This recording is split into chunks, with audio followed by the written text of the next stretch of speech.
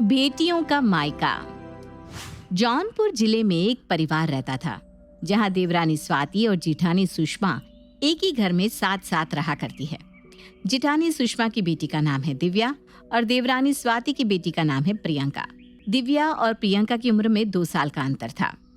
दिव्या और प्रियंका की अब शादी की उम्र हो गई थी, इसलिए उन दोनों की माओं को अब उनकी शादी की चिंता सताने लगी थी। एक दिन दूर की एक रिश्तेदार का फोन सुषमा के पास आता है। प्रणाम काकी, आज कैसे याद आ गई हमारी? सुषमा, एक लड़का है, अपनी ही बिरादरी का है, लेकिन बाहर नौकरी करता है। भले लोग हैं। लड़का 2-3 महीने में एक बार ही घर आता है, इसलिए माँ बाप चाह रहे हैं कि लड़के के हाथ पीले कर दे तो उनके बेटे के अकेले होने की चिंता कम हो जाए। अगर तुम अपनी बिटिया के लिए रिश्ता ढूंढ रही हो तो बिटिया की फोटो और बायोडाटा भिजवा दो, हम आगे भिजवा देंगे।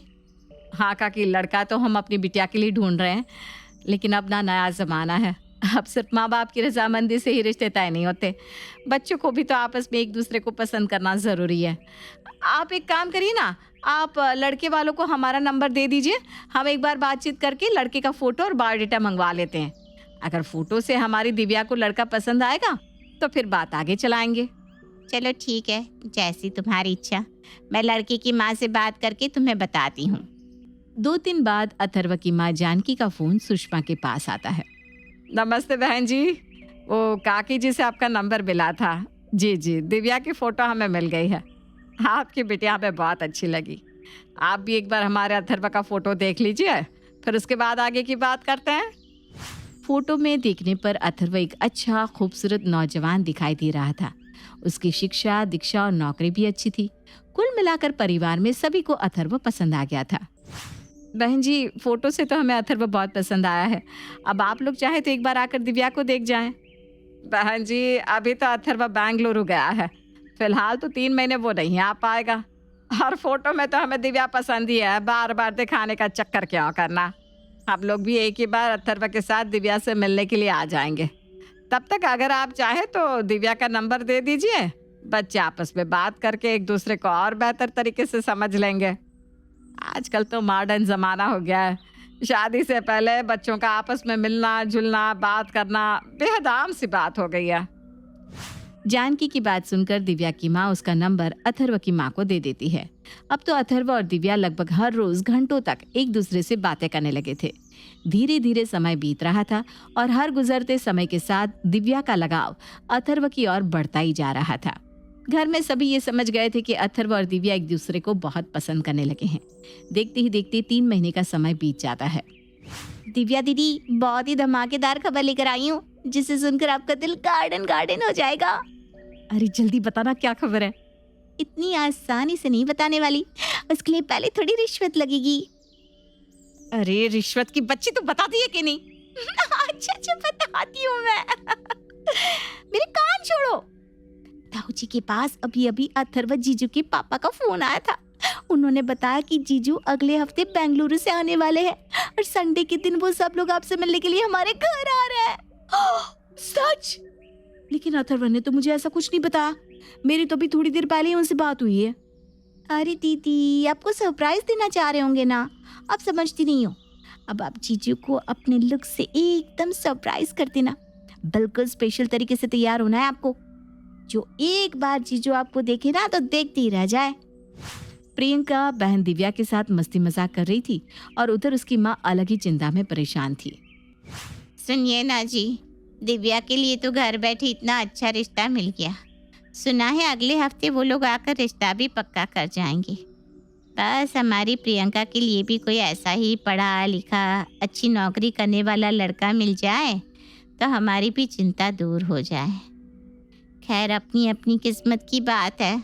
वैसे तो हमारी प्रियंका दिखने में दिव्या से ज़्यादा सुंदर है, लेकिन फिर भी घर बैठे बैठे अगर रिश्ता चलकर आया भी तो किसके लिए? दिव्या के लिए। तुम चिंता क्यों करती हो स्वाति? जैसे दिव्या के लिए अच्छा रिश्ता घर बैठे बैठे खुद चलकर आया है, हमारी प्रियंका के लिए भी जरूर कोई बहुत ही अच्छा रिश्ता मिल जाएगा। और दिव्या भी तो अपनी ही बच्ची है, तुम ऐसी बातें अपने मन में क्यों लाती हो? ऐसी बात नहीं है कि मैं दिव्या का बुरा चाहती हूँ, लेकिन क्या करूँ, माँ हूँ ना, कभी कभी माँ का मन स्वार्थी हो ही जाता है। कभी कभी मन में ये बात आ ही जाती है कि काश अथर्व का रिश्ता दिव्या के लिए नहीं, हमारी प्रियंका के लिए आया होता। स्वाति, अथर्व कोई दुनिया का आखिरी लड़का नहीं है। तुम देखना, मैं अपनी लाड़ो के लिए अथर्व से भी अच्छा रिश्ता ढूंढ कर लाऊंगा। फिलहाल तुम चिंता छोड़ो और अभी के लिए भाभी की मदद करो। दिव्या के ससुराल वाले आने वाले हैं, उनको तैयारी में तुम्हारी मदद की जरूरत होगी ना। ठीक है। जब से पता लगा था कि अथर्व के घर वाले दिव्या और उसके परिवार से मिलने के लिए आने वाले हैं, घर में सभी लोग जोर शोर से तैयारी में लगे हुए थे। जिस तरह से दिव्या और अथर्व की पिछले 3 महीने से बातचीत हो रही थी, सभी को ये अंदेशा था कि हो ना हो अथर्व के घर वाले आएंगे तो कम से कम रोका तो करके ही जाएंगे, क्योंकि बच्चे तो एक दूसरे को पहले ही पसंद कर चुके हैं। लंबे इंतजार के बाद आखिरकार वो दिन आ ही जाता है जब अथर्व अपने मम्मी पापा के साथ दिव्या के घर पहुंच जाता है। आज दिव्या का चेहरा खुशी से चमक रहा था। उसने एक खूबसूरत सी साड़ी पहनी थी जिसपे वो बहुत ही सुंदर लग रही थी। वहीं देवरानी की बेटी प्रियंका ने आज एक सादा सा सूट पहना हुआ था और वो दौड़ दौड़ कर ताई जी की मदद कराने में जुटी हुई थी। दिव्या अंदर कमरे में बैठी हुई उसको बुलाए जाने का इंतजार कर रही थी और प्रियंका हॉल में सबको नाश्ता परोस रही थी। तभी प्रियंका अंदर कमरे में आती है। दिव्या दीदी, अथर्व जीजू तो फोटो से भी कई गुना ज्यादा स्मार्ट है। हाय, मेरा तो दिल ही आ गया उनके ऊपर। मार पड़ेगी यार तुझे, क्या बोल रही है? अरे दीदी, अब तो अभी से पॉसेसिव होने लगी। मैं मजाक कर रही थी, लेकिन ये बात तो माननी पड़ेगी, जीजू ना सच में बहुत ही हैंडसम है। प्रियंका की बात सुनकर दिव्या शर्म से लाल हो गई थी। कुछ ही देर में सुषमा ने दिव्या को बाहर हॉल में बुलवाया और अथर्व और उसके मम्मी पापा से मिलवाने लगी। आओ दिव्या बेटा, अंकल आंटी को प्रणाम करो और यहीं सोफे पर आकर बैठो। दिव्या अथर्व के मम्मी पापा को प्रणाम करने के बाद अथर्व के साथ सोफे पर बैठ जाती है। कुछ देर औपचारिक बातें करने के बाद, दिव्या बेटा जाओ अथर्व को ऊपर वाला फ्लोर भी दिखा लाओ। इसी बहाने तुम दोनों कुछ देर अकेले में बात भी कर सकते हो। ताई जी, आप चिंता मत करिए, मैं दीदी और जीजू को ऊपर वाले फ्लोर पर घुमा कर ले आती हूँ। प्रियंका अथर्व और दिव्या के साथ ऊपर वाले फ्लोर पर जाती है। जीजू, मेरे होने से आप लोग डिस्टर्ब तो नहीं होंगे ना? अगर डिस्टर्बेंस हो रहा है तो मैं चली जाती हूँ, आप लोग थोड़ी देर अकेले में बात कर लीजिए। अरे नहीं नहीं प्रियंका, तुम रुको ना, बातों का क्या है, बातें तो हम करते ही रहेंगे।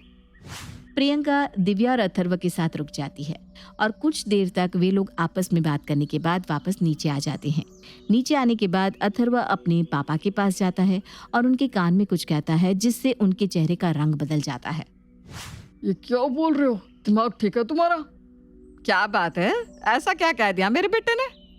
तुम्हारा लाडला कह रहा है कि वो दिव्या से नहीं प्रियंका से शादी करेगा। क्या? वैसे इसमें कोई बुराई भी नहीं है। शादी तो इन लोगों को अपनी दोनों बेटियों की करनी है, बड़ी ना सही तो छोटी से ही सही। तुम माँ बेटा क्या बात कर रहे हो? अरे आप चुप रहिए जी, मैं बात करती हूँ। मेरे बेटे की पूरी जिंदगी का सवाल है, मैं उसे ऐसे ही जबरदस्ती किसी लड़की के साथ नहीं बांधने वाली। भाई साहब, बिटिया तो आपकी दोनों ही बेहद खूबसूरत है, समझिए हीरा है हीरा। वैसे तो दिव्या भी किसी से कम नहीं है, लेकिन बात बस इतनी सी है भाई साहब कि अथर्व को प्रियंका ज्यादा पसंद आ गई है। इसलिए हम चाहते हैं कि आप दिव्या के लिए नहीं, प्रियंका के लिए हमारे बेटे का रिश्ता मंजूर कर लें। वैसे क्या फर्क पड़ता है, बारात तो अब भी हमारे घर से आपके घर ही आएगी। ऐसी बेहूदी बातें करने की आप लोगों की हिम्मत भी कैसे हुई? यहाँ कोई मजाक चल रहा है क्या? या आप सब्जी मंडी में सब्जियां खरीदने आई हैं? क्या आलू खरीदने का मन नहीं हुआ तो भिंडी का भाव तय करने लगी? आपके बेटे ने 3 महीने तक हमारी बिटिया से बातें की, उसकी पसंद नापसंद, अच्छाई बुराई, हर पक्ष को अच्छे से समझा। उसे दिव्या पसंद थी, इसीलिए तो आप लोग चलकर आज हमारे घर तक आए ना। और यहाँ आकर आप अचानक से कह रहे हैं कि 3 महीने पुराना रिश्ता कुछ नहीं है और आधे घंटे पहले एक नजर में देख लेने भर से आपके बेटे को हमारी छोटी बेटी पसंद आ गई।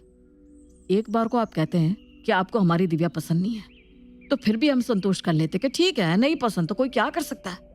लेकिन बड़ी को छोड़कर छोटी पर नजर डालने की आपके बेटे की हिम्मत कैसे हुई? आज इसे प्रियंका पसंद आ गई है, कल को कोई प्रियंका से भी अच्छी लड़की दिख गई तो प्रियंका को छोड़कर वहां रिश्ता करने पहुंच जाएंगे आप लोग। शर्म नाम की भी कोई चीज होती है या नहीं? इससे पहले कि मैं अपना आपा खो दूं, आप लोग चले जाइए यहाँ से। अथर्व की बात सुनकर दिव्या की आंखों से लगातार आंसू बह रहे थे और प्रियंका दीदी की गुनहगार बनकर हक्की बक्की सी बूत बनी खड़ी हुई थी। अथर्व के परिवार के जाने के बाद वाह जीजी वाह, जब अथर्वा का रिश्ता आपकी बेटी के लिए आया था तो आप खुशी से फूल ही नहीं समा रही थी, जमीन पर पैर नहीं पड़ रहे थे आपके। और अब जब अथर्वा ने मेरी लाडो को पसंद कर लिया तो भाई साहब ने उन्हें बेइज्जत करके घर से निकाल दिया। मैं पूछती हूँ, मेरी बेटी के भविष्य का फैसला लेने वाले आप लोग होते कौन हैं? आपको एक बार हमसे पूछना चाहिए था ना कि हमें ये रिश्ता करना है या नहीं। पागल मत बनो स्वाति, उस लड़के से अपनी बेटी ब्याह होगी जो हमारी बेटियों को दुकान पर रखे सामान से भी गया गुजरा समझ रहा है। रिश्ता एक के साथ पक्का हुआ और शादी उसे दूसरे के साथ करनी है। तुम्हें समझ में आ रहा है कि तुम क्या कह रही हो? वो लड़का हमारी बेटियों के लायक है ही नहीं। मैं जानती हूँ जीजी, मेरी प्रियंका आपकी दिव्या से ज्यादा सुंदर है, इसीलिए आप उससे जलती हैं। जैसे ही मेरी बेटी के लिए अथर्वा का रिश्ता आया, आपके सीने पर सांप लौटने लगा। क्यों, सही कहा ना? अमित, तुम अपनी बीवी को यहाँ से ले जाओ। इसे होश नहीं है कि ये हम पर कितना बड़ा इल्जाम लगा रही है। भाभी, आपकी तरह हम भी अपनी बेटी के भविष्य के लिए चिंतित हैं। अगर कोई भला रिश्ता हमारी प्रियंका को मिल रहा था तो इसमें आप लोगों को बीच में नहीं पड़ना चाहिए था। स्वाति बिल्कुल ठीक कह रही है।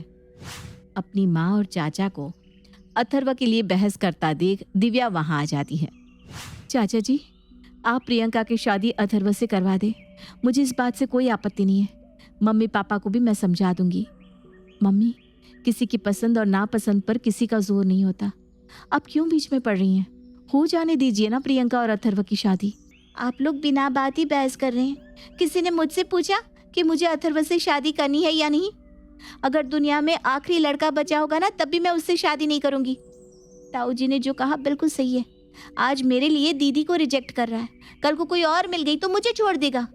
3 महीने तक दीदी से बात करने के बाद भी एक पल में वो मुझसे शादी करने को तैयार हो गया। ऐसे लड़के की कोई विश्वसनीयता है क्या? मुझे उस फ्रॉड लड़के से शादी नहीं करनी, आज भी नहीं और कभी भी नहीं। और आप लोग उस फालतू टाइप के लड़के के लिए आपस में लड़कर परिवार को कमजोर कर रहे हैं। क्या हमारा परिवार इतना कमजोर है कि कोई भी अथर्वा आकर हमें आपस में लड़वा देगा? प्रियंका की बात सुनकर स्वाति को अपनी गलती का एहसास हो जाता है और वो अपनी जिठानी और जेठ से माफी मांग लेती है। इसके बाद वे सब फिर से एक परिवार की तरह मिलजुल कर रहने लगते हैं।